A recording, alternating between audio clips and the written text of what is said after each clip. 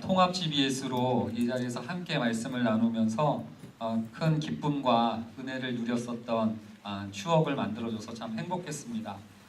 그날 밤에 너무 행복해가지고 이렇게 기뻐하고 있었는데 또 엘더들과 이 모임 가운데 좀 들었던 말이 밤에 생각이 나서 좀 이렇게 눈물이 나더라고요. 좀 제가 요즘 여성 호르몬이 막 분출되는 것 같아요. 왜 그렇게 눈물이 났냐면 우리 엘더들이 통합 GBS 때 조에 들어가 보니까 리더들이 금요일 밤에 준비했던 그 교재보다 훨씬 손때가 묻고 훨씬 줄 이런 게 많이 쳐져가지고 시커멓게 돼가지고 그 조에 들어와 있는 그 모습을 본 거죠. 그러니까 리더가 또 근데 이제 자기가 리더 모임 때 나눴던 말씀의 은혜들을 조에 들어가서도 풍성히 나누고 싶어가지고 막 이렇게 준비해 온 거예요. 근데 엘더가 딱 보니까 조원들은 시키면 네. 뭐 어떻게 좀 좋아요? 예, 좋아요. 이러니까 리더들이 막 인도하고 싶고 그 리더 모임 때 그 풍성한 은혜를 더 나누고 싶어서 막 그렇게 전전긍긍하는 모습을 들려주더라고요. 그러면서 뭐 이렇게 엘더가 듣기에는 그 조원 한 명이 그냥 뭐 그렇게 중요한 말도 아니고 그냥 한 마디 네 이러던 조원 가운데 좀 한 두 마디 정도 했나 봐요. 뭐 그래서 괜찮은 것 같아요. 뭐 이렇게 얘기를 했나 봐요. 그랬더니 리더가 맞다고 역시 말씀을 잘 봤다고 막 이러면서 칭찬하는 모습을 보면서 엘더들이 짠해서 막 그랬다고 그러더라고요. 그래서 제가 그 얘기를 들으면서 밤에 이 리더들이 정말로 이렇게 바쁜데도 이렇게 수고하는구나 그래가지고 우리 리더들 주변에 있으면 좀 격려 좀 해주세요. 자, 축하한다가 아니지 뭘 축하해. 축복한다 이렇게 좀 격려해 주셨으면 좋겠습니다. 그리고 이번 주 리더 모임 때는요, 이제 오늘 이제 여러분들이 로마서 3장 1절부터 18절을 다뤄야 되고 사실 제 설교 스케줄은 2장 스케줄인데 제가 오늘 여러분들이 다룰 본문을 의도적으로 좀 선택을 했습니다. 왜냐하면 오늘 다룰 GBS에서 다룰 본문은 기독교에서 가장 난해하다고 소문난 본문 중에 하나이기 때문에 그래요. 그래서 리더들이 이번 주에 왔는데 다소 사색이 돼서 왔더라고요. 목사님 일주일 동안 말씀 받는데 뭔 소리인지 모르겠다고.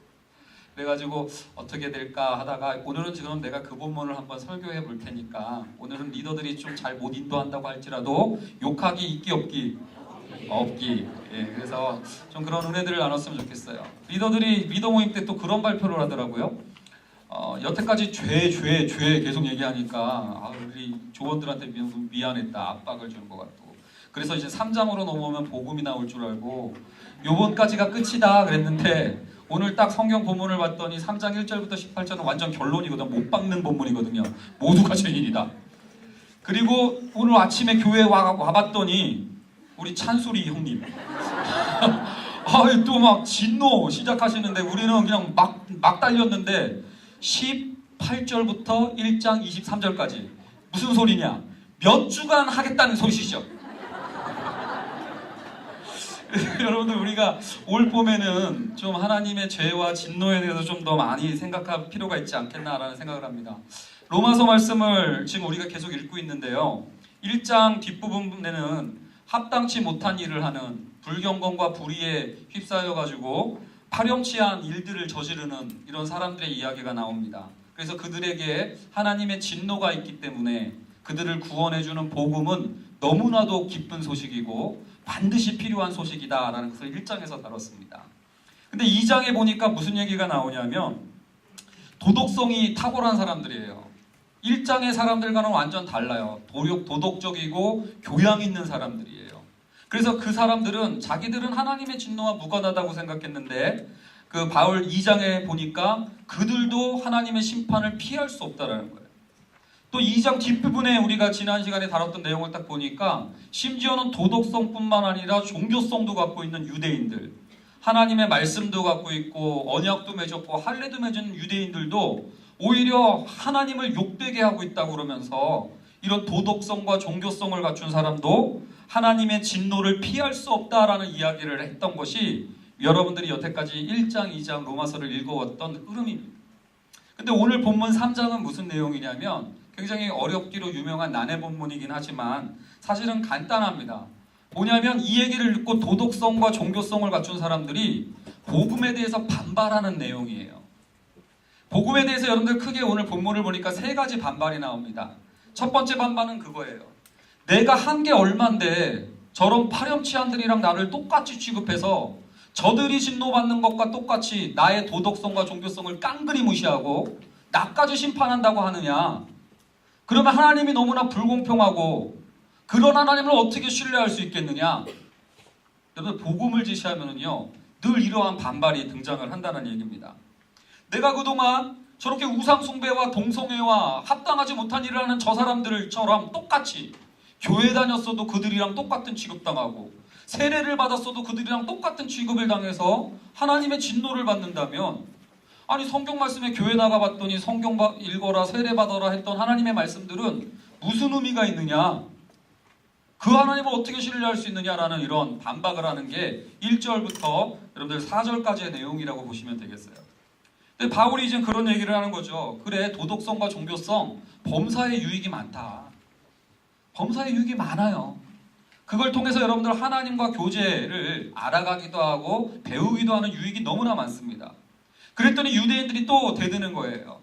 아니 어떤 사람이 조금 믿지 아니하였으면 어찌하리요? 라고 얘기하면서 그 몇몇 사람들이, 교회 다니는 사람 중에도 다 그런 게 아니라 몇몇 사람들이 막 주차도 이상하게 하고 몇몇 사람들이, 몇몇 목사들이 또 타락한 모습을 보인다고 해서 교회 다니고 도덕성이 있고 종교성이 탁월한 우리들을 모두 죄인 취급하고 하나님의 진노 아래 있다고 하면 그 하나님이 어떻게 믿을 수 있냐, 어떻게 똑같이 이렇게 대하냐, 이렇게 얘기를 하니까 바울이 반박하는 거죠.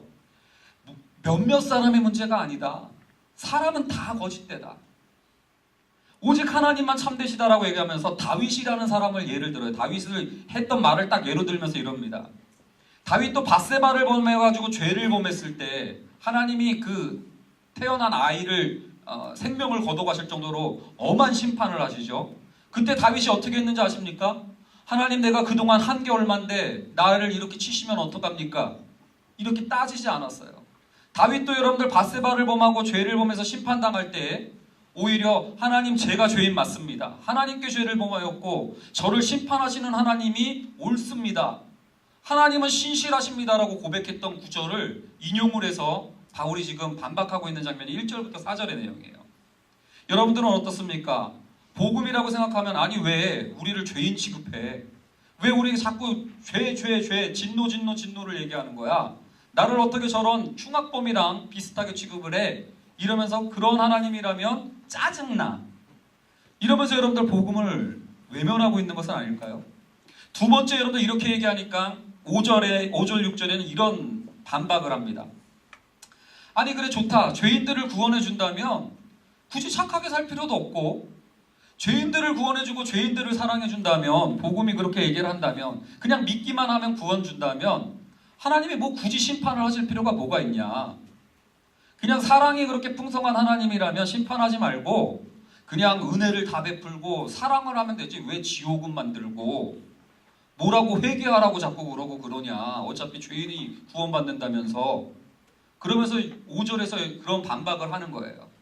그러자 바울이 그러면 하나님이 어떻게 세상을 심판하겠냐라고 이렇게 반박을 합니다. 이건 무슨 얘기냐면 우리 은일 리더가 어저께 이제 사회인야구 심판을 첫 발을 디뎠어요. 은일이 어디 있어? 은일이 박수 쳐주십시오. 어저께 이제 사회인 리그에서 여러분들 심판을 봤어요. 근데 여러분들 사회인 리그에서 심판을 보는데 은일이가 사랑이 충만해. 그래서 아웃인데도 다 세이브. 이 팀이 아웃인데도 세이브. 그러면 그 야구 경기는 어떻게 됩니까?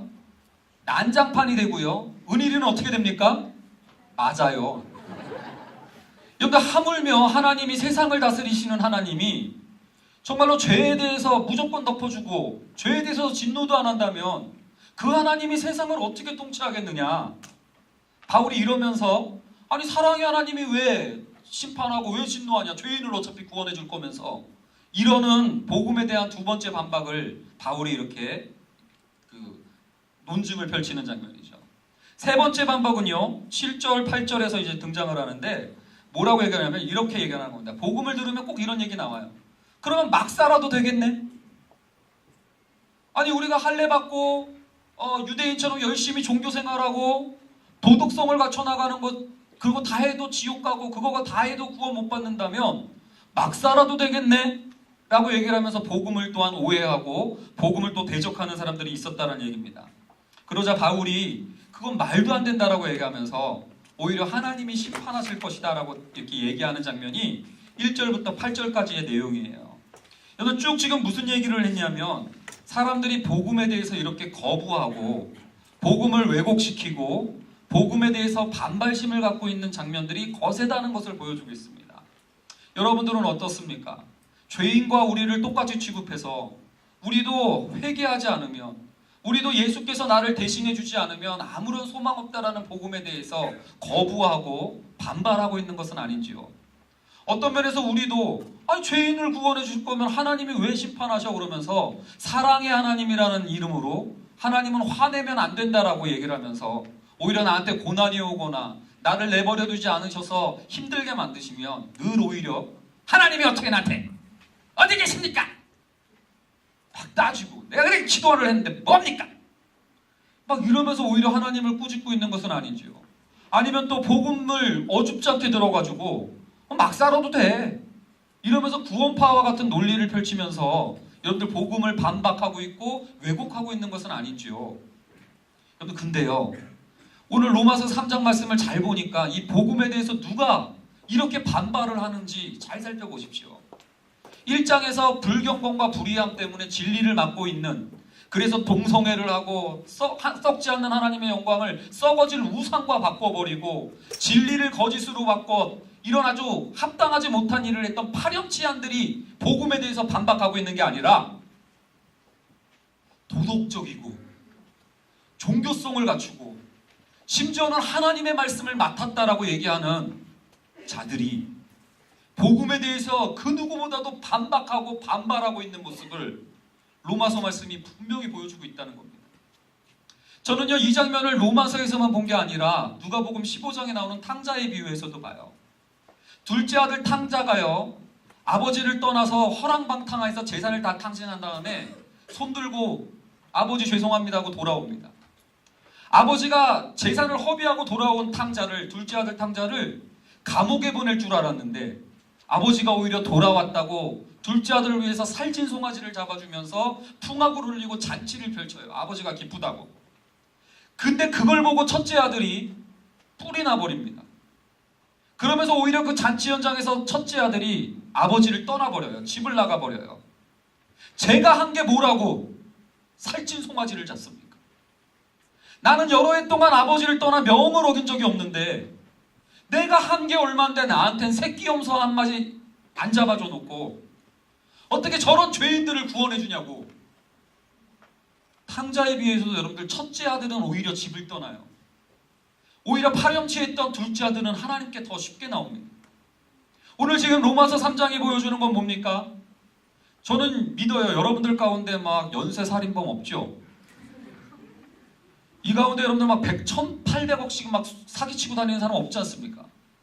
물론 여러분들 좀 남들 뒷담화 좀 까고 물론 여러분들 뭐 무단횡단에 노상방뇨 정도는 뭐 했겠죠. 근데 여러분들 그렇게 파렴치하신 사람들은 여기는 없을 거예요. 남들보다 어느 정도 도덕적이고 종교성이 있으니까 이렇게 봄바람이 날리며 이렇게 좋은 봄이 왔는데 여기 와 있지 않습니까?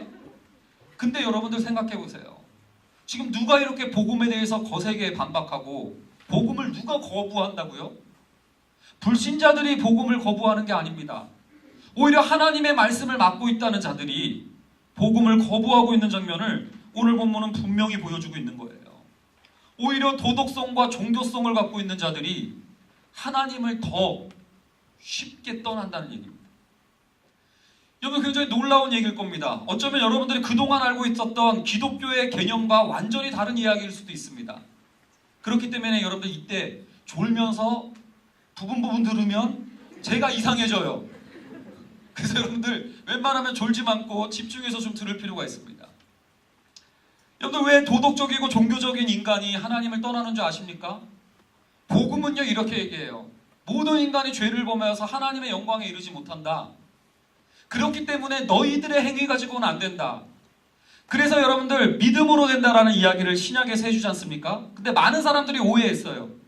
구약 때는 행위로 말미암아 심판하고 행위로 구원받고 복받는다고 했다가 신약에서는 행위를 대체하는 믿음으로라고 하나님이 바꾸어 버렸다고 사람들이 착각을 하기 시작했습니다.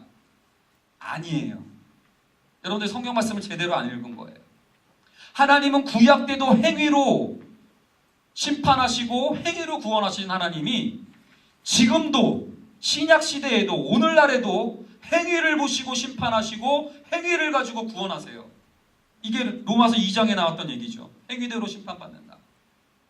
근데 여러분들 이렇게 얘기하니까 지금 졸면 안 돼요. 이제 이렇게 얘기하면 이상호 목사가 행위 구원론자다. 자, 지금 잘 보세요. 여기서 내가 중요해요. 여러분들 졸면 나 큰일 나. 쫓겨나. 2단대 2단. 자, 그래서 여러분들 근데 잘 보세요. 근데 무슨 소리냐면 이 얘기는 다른 얘기가 아니라 행위를 대체하는 내 믿음이라는 그게 대체 개념이 아니라요.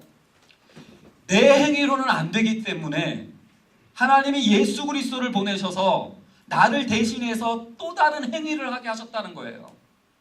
내 행위 때문에 예수 그리스도가 죽으시고 예수 그리스도가 나를 위해서 율법을 꾸역꾸역 지켜내셨던 거 아셨습니까? 원래 태어나자마자 십자가에서 달려 죽었어도 구원할 수 있었을 거예요. 근데 30여 년이 넘도록 33세까지 사셨다고 그러죠. 조이스 올 때까지. 그러면 그때까지 예수님이 왜 사셨습니까? 예수님도 심한 통곡과 눈물로 율법을 순종하려고 십자가를 지시려고 땀이 피가 되도록 기도하시면서 순종을 여러분들 연약한 몸으로 하셔냈다고요. 왜 그러셨다고요? 나를 대신하신 행위를 하신 거예요, 그분이. 그렇기 때문에 여러분들 하나님은 예수 그리스도의 행위를 보고 나를 구원하는 겁니다. 믿으십니까? 그래서 내가 행위 대신에 내가 믿었으니까 구원받는다가 아니라 하나님은 행위로 구원하시고 행위로 심판하시는 분이셔서 내 행위 때문에 나를 심판하셔야 되는데 예수 그리스도의 행위 때문에 내가 구원받은 걸 믿는 거, 이게 복음이에요. 어려우면 복음만 오십시오. 여러분들 그런데 말입니다. 여러분들 그런데 말입니다. 이렇게 도덕적이고 종교적인 사람은 어떻게 되는지 아십니까? 하나님이 우리를 대신하기 위해서 아들을 십자가에 못 박기까지 하나님이신 그분이 인간으로 축소되시고 여자의 뱃속에서 여러분들 10개월 동안 감금당한 거 아닙니까? 감금당해 계시고 어렸을 때 하나님이 말할 수 있었을 거예요. 부처님은요 태어나자마자 천상천하 유아 독존 했어요. 태어나자마자 그런 말씀을 하셨습니다. 예수님은 태어나자마자 응애 하셨다고요. 말도 안 하는 그 기간을 보내신다고요. 왜요? 나를 대신하는 행위를 하기 위해서입니다. 근데 도덕적이고 종교적인 사람은 어떻게 됩니까? 나의 행위를, 자기 행위를 자랑하기 시작합니다. 예수 그리스도의 행위를 자랑하는 게 아니라 하나님이 나를 위해서 보내주신 예수 그리스도의 행위를 기뻐하고 감사하는 게 아니라 나를 대신해서 보내주신 예수 그리스도의 33년 조이스까지 사셨던 그분의 은혜를 자랑하고 감사하고 영화 돌리는 게 아니라 도덕적이고 종교적인 것 때문에 하나님의 모든 호의와 하나님의 모든 은혜는 온데간데 없고 하나님한테 이렇게 얘기합니다. 내가 한 게 얼만데, 내가 얼마나 남들보다 도덕적으로 살았는데, 내가 얼마나 종교적인 사람인데 내 11조를 냈고 주차 봉사를 했고 심지어 내 목사인데, 이러면서 예수 그리스도의 행위를 다 하나님이 보내주신 호의를 다 멸시하고 아무것도 아닌 취급하고, 그러면서 내 원대로 안 되면 하나님이 아들을 못 받기까지 다 주셨음에도 나한테 왜 이렇게 예수 믿어봤자 별거 없어, 이렇게 얘기하면서 오히려 도덕적이고 종교적인 것 때문에 자기 행위를 붙들다가 하나님과의 관계가 틀어집니다. 뿐만 아니라 도덕적이고 종교적인 사람이 사람들과의 관계도 다 무너뜨리게 한다는 사실 아십니까? 도덕적이고 종교적인 것 때문에요, 사람들을 바라볼 때 수준을 얘기합니다. 사람을 얘기할 때 수준과 등급을 얘기합니다. 그래서 복음이 없는 타 종교들의 모든 특징은 평신도와 사제그룹이 등급이 나눠져 있어요. 그러나 여러분들 복음을 이야기하는 교회는요, 목회자가 망가지는 거죠. 봄바람이 날리니 오히려 여러분들이 통합집회 있을 때 나와서 지난주에 우리 83 또래 막 형제들 막 설교하고 막. 여러분들 이게 복음의 은혜 아니겠습니까? 근데 여러분들 도덕적이고 종교적인 것 때문에 사람을 수준을 나누고요, 등급을 매겨서 차별하고, 그 교회 뭐 수준이 안 맞아 그러면서 당을 지어버려요. 도덕적이고 종교적인 것 때문에. 근데 여러분들 제가 이 얘기하니까 저 목사니까 저런 소리 하나 보다 그러죠. 제가 그래서 여러분들 근거를 준비했습니다. 왜 도덕적 인간이 나쁜 사회를 만드는가라는 책 제목을 보고 제가 냅다 구매를 했어요. 이게 사회과학 서적인데요. 이 정도 읽으면 여러분들 뭐 해주셔야 되는 거 아닙니까? 근데 사놓고 안 읽었어요. 왜냐면 그거 못 읽었는데 오늘 설교를 준비하다 보니까 그 자료가 필요해가지고 자료를 좀 이렇게 서치를 했더니요, 그 책에 보면 몇 가지 실험이 나옵니다. 왜 도덕적인 인간이 나쁜 사회를 만드는가? 첫 번째 실험은요 이거예요. 고해성사를 한 사람보다 고해성사를 하기 전에 사람들이 적선을 훨씬 많이 한다는 거예요. 실험 결과, 통계 결과. 오히려 고해성사를 한 사람들은 나는 이제 종교적인 것으로 해결됐다라는 생각에, 나는 도덕적이고 종교적이라는 오만이 들고 도덕적인 포만감이 들어서 더 이상의 선을 하지 않는답니다. 오히려 자기가 도덕적이지 않다고 생각하는 사람들이 선을 더 많이 행한다는 거예요. 자, 그런 면에서 도덕적이고 종교적이라고 생각하는 것이 위험할 수 있다는 거죠. 그 도덕적 포만감. 두 번째 시험은 더 재밌습니다. 두 번째 시험은 뭐냐면 학생들을 시험 보게 하는데요, 시험 점수를 조작하기 쉬운 환경을 의도적으로 만들었어요.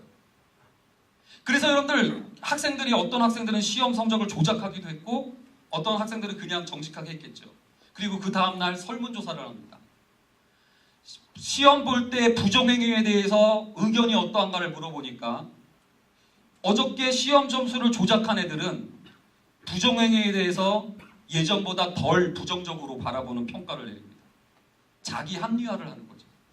자기가 저지른 죄에 대해서는 합리화를 시켜버려요. 근데 여러분들 컨닝을 하지 않고 점수 조작을 하지 않은 친구들은 다음날 예전보다 훨씬 더 강하고 격하게 시험 점수를 조작하고 부정행위를 한 친구들을 사람 취급을 안 하며 공격적으로 비난하기 시작합니다. 왜요? 자기의 도덕성 때문에. 나는 지켰는데 저것들은 안 지켰다. 나의 의의를 더 드러내기 위해서 저것들을 욕해버리고 짓밟아버리는 거죠. 여러분들 이렇게 자기 합리화와 또 뭐예요? 정죄 이런 걸로 도덕적인 사람들이 더 나쁜 사회를 만들고 있다는 거예요. 마지막 시험은 더 가관이에요. 소화병동에 어머니와 함께 7살에서 11살짜리 어린아이들을 데리고 소화병동의 아이들과 함께 놀아주는 봉사활동을 시켰습니다. 한 그룹은요, 봉사활동 시킨 다음에 장난감 선물을 줬어요. 봉사활동 왔다고. 근데 한 그룹은 봉사활동 했는데도 아무런 선물도 안 줬습니다.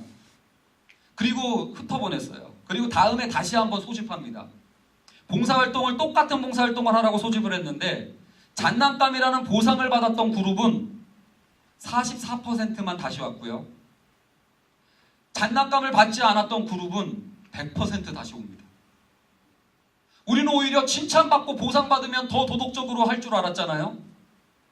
완전 반대였어요. 왜 그런가 살펴봤더니요, 외적인 보상을 받고 외적인 동기를 충족받았던 사람들은 이제 포만감이 온 거예요. 장난감 이거면 됐어. 가봐야 장난감 정도야. 그러면서 다음번 봉사활동 갈 때 동기부여가 안 되는 거예요. 그러나 오히려 외적인 보상이 없었던 어린이들은 그 소아병동에서 아이들과 환자들과 놀아주면서 오히려 스스로 내재적인 동기부여를 했다라는 거예요. 노니까 이 아이들이 좋아하는구나. 놀아주니까 엄마도 기뻐하는구나. 그러면서 여러분들 내재적인 내적 동기로서 여러분들 오히려 다음번에도 그 선행을 지속했다라는 얘기입니다. 여러분들 생각해 보십시오. 도덕적이고 종교적이라고 생각하는 사람들, 내가 남들보다 낫다라는 사람들, 내가 종교적으로 더 많은 체험을 하고 많은 지식과 깨달음을 갖고 있다는 사람들, 영적인 포만감과 도덕적인 포만감 때문에, 그리고 이미 사람들의 인정과 칭송을 받았다라는 외적 동기가 이미 충족되었기 때문에 여러분들 더 이상 선을 지속하지 않을 가능성이 더 높습니다.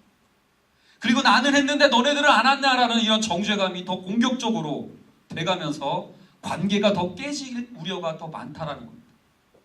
제가 이제 왜 도덕적인 사람이 인간이 나쁜 사회를 만드는가, 이 실험 결과를 저는 보고 재밌어가지고 했는데 여러분들은 좀 약간 몽롱해 하시는 것 같습니다. 자, 깨어나십시오. 여러분들 여기서 졸면 제가 이상해집니다. 자, 여러분들 근데 오늘 로마서 결론이 뭡니까? 모든 사람이 죄를 범하였다는 거예요. 우리 모두가 다 죄인이라는 거죠. 그러면서 어떻게 얘기합니까? 마음과 생각과 태도로서 하나님을 거부하고 있다는 걸 얘기합니다. 하나님을 깨닫는 자도 없고 찾는 자도 없대요.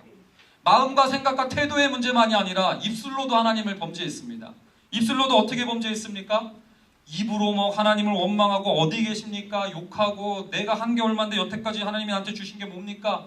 그분의 은혜와 모든 것들을 폄하하고 멸시해버리면서 또는 사람들을 욕하고 비아냥거리면서 흉을 보면서 수군거리면서 우리는 입으로도 범죄를 했습니다. 뿐만 아니라 여러분들 우리가 행위로도 그 바른 피를 흘리는데 빠르게 갔어요. 우리는 행위로도 여러분들 범죄했던 적이 있었던 사람들이죠. 또한 우리는 무엇보다도 하나님을 두려워함이 없어요. 하나님의 진노를 우습게 여겨버리는, 하나님을 두려워함이 없는 이런 우상숭배의 죄를 모두가 범하고 있다고 로마서는 결론을 내리고 있습니다. 그럼에도 불구하고 이 자리에선 여전히 이 문제를 내 문제가 아니라고 생각할 우려가 있을 겁니다. 왜냐하면 나는 영적인 체험이 있거든요. 왜냐하면 나는 하나님께 은혜 받은 경험이 있거든요. 그래서 제가 준비했습니다. 혹시 10계명 띄워줄 수 있습니까? 한번 여러분들 제가 준비한 10계명을 한번 봐주시기 바랍니다. 첫 번째 계명은 너는 나 외에는 다른 신을 내게 주지 마라, 뭐 이런 식으로 시작되는 10계명 아니겠습니까? 근데 이것을요 부부간의 10계명으로 한번 제가 바꿔본 버전이에요. 내 아내만을 사랑해라. 네 아내 한 여자만 사랑해라는 거죠. 이 계명은 뭡니까? 형상을 만들지 말라죠. 네 멋대로 아내 상을 만들어 놓고 아내를 거기에 꾸역꾸역 쳐넣으려고 하지 마라. 아내를 아내대로 사랑하라. 3계명 뭐예요? 하나님의 이름을 망령되게 일컫지 말라. 아내의 이름을 어디서나 존귀히 여겨줘라. 존중히 여겨줘라. 4계명 안식일을 거룩히 지켜라. 뭡니까? 아내를 위해서 특별한 시간을 따로 떼어둬라. 5계명 내 부모를 공경하라. 뭡니까? 네 아내의 부모님들도 공경해주고 존중해주고 선대해줘야 된다. 6계명 뭡니까? 살인하지 마라. 아내를 죽이면 안 된다. 뿐만 아니라 아내의 건강과 아내의 생명력을 더해주는 삶을 살아가야 된다. 7계명 뭐예요? 간음하지 마라. 음란하고 여러분들 그 나이트클럽 가면 안 돼요. 여러분들 막 간통 이런 거 아닙니다. 여러분 진짜. 심지어는 부부관계에서 섹스할 때에도 다른 여자를 떠올리면서 섹스하지 말라라는 게 있어요. 8계명 도둑질하지 말라. 아내의 것을 강압적으로 탈취하지 말라는 거예요. 아내에게 오히려 더 보태주라는 거죠. 거짓 증거하지 마라. 아내를 진정성 있는 마음으로 진실되게 아내를 대하라는 겁니다. 이웃의 집을 탐하지 마라. 아내를 탐심으로 내 유익과 이익의 도구로서 이용하지 말라는 계명 아닙니까? 자 보십시오. 10계명은 그런 면에서 하나님과 우리 사이에 언약관계 때 선포되었던 주례사였고요. 하나님과 우리 사이에 관계를 이야기하는 관계의 문제입니다. 복음은 무엇이 아니라 누구냐고 제가 얘기했었죠. 마찬가지입니다. 믿음도 무엇이 아니라 누구, 관계의 문제였어요. 죄도 마찬가지예요. 근데 여러분들 죄도 무엇이 아니라 누구입니다. 근데 우리들은 죄의 반대말을 뭐라고 생각하냐면 도덕성이라고 생각해요. 옛날에 내가 아내의 생명력을 더해줬어. 뭔가를 했죠. 무엇이죠? 이걸 붙들고 나는 그러니까 괜찮아 이렇게 주장을 합니다. 근데 여러분들 한번 생각해 볼까요? 이 10계명을 한번 다시 한번 아내의 관계 속에서의 10계명으로 한번 따져보세요. 도덕성과 종교성의 사람들은요 자꾸 이렇게 얘기해요. 내가 어제까지는 아내를 위해서 살았어. 근데 지금 딴 여자와 간음하면 어떻게 되는 겁니까? 관계가 다 깨져버립니다. 내가 어제까지 다 잘했어. 나는 도덕적이고 종교적인 사람이었어. 근데 지금 오늘 갑자기 내가 아내의 부모를 욕해. 야, 니네 엄마는 왜 그러시냐? 여기서 퀴즈 어떻게 될까요? 그 관계는 내가 여태까지 잘해온 것과 무관하게 관계가 그때 흔들리기 시작합니다. 근데 우리는 이상해요. 죄도 무엇이라고 생각하니까 내가 그때 잘했는데 뭐. 그래서 지금 어기는 것을 아무렇게도 생각 안 합니다. 또요, 이런 죄 짓는 것을 관계로 생각을 안 하니까 10계명 가운데 그래도 난 여러 개는 잘하잖아. 다른 건 뭐래도 남들보다 몇 개는 더 잘하잖아 이래요. 예, 좋습니다. 한번 예를 들어볼까요? 예, 아내만 사랑하고요. 아내에게 건강을 챙겨주는 생기를 더해주는 일을 했고요. 아내를 진실되게 대했고요. 아내를 위해서 특별한 시간도 냈고요. 아내를 존중하게 여겼어요. 근데요, 아내를 내 유익의 도구로 사용해요. 요 하나 범했어. 그 관계가 유지될까요? 그 관계도 여러분들 깨지는 거예요. 하나님이 우리에게 율법을 주신 것은요, 기준이 뭐냐면 왜 도덕적이고 종교적인데도 죄인이라고 할 수밖에 없냐면 이것은 관계이기 때문에 그렇습니다. 옛날에 했다, 몇 개 좀 더 잘한다, 이 문제가 아니란 얘기입니다. 관계는요, 현재 진행형이에요. 어제 아무리 잘했어도 오늘 내가 딴 여자와 눈 맞으면 전 아내한테 죽습니다. 관계이기 때문에 그래요. 근데 신앙에 있어서는요, 죄에 있어서는요, 내가 그래도 지난번에 11조 했지 않냐? 내가 하나님한테 봉사활동 했지 않냐? 3년 전에 제자 훈련 받았지 않냐? 목사님, 지난 학기 리더 했으면 됐어요. 이러면서 여러분들 옛날에 한 무엇을 가지고 자기는 죄의 진노에서 벗어난 것처럼 생각한다는 얘기입니다. 왜 선하고 도덕적인 사람도 하나님의 진노 아래 있을 수밖에 없느냐? 하나님의 기준은 모든 율법을 항상 지켜야 되는 기준이기 때문에 그래요. 저는 처음에 그렇게 생각했습니다. 모든 율법을 항상 지키라니 이처럼 가혹한 신이 어디 있는가? 어떻게 모든 율법을 항상 지키라고 이렇게 부담스러운 율법을 우리에게 허락하셨는가? 처음엔 그래서 하나님이 인색하고 가혹하다 생각했는데 깨달았습니다. 하나님이 꿈꾸시는 거예요. 우리와의 관계를.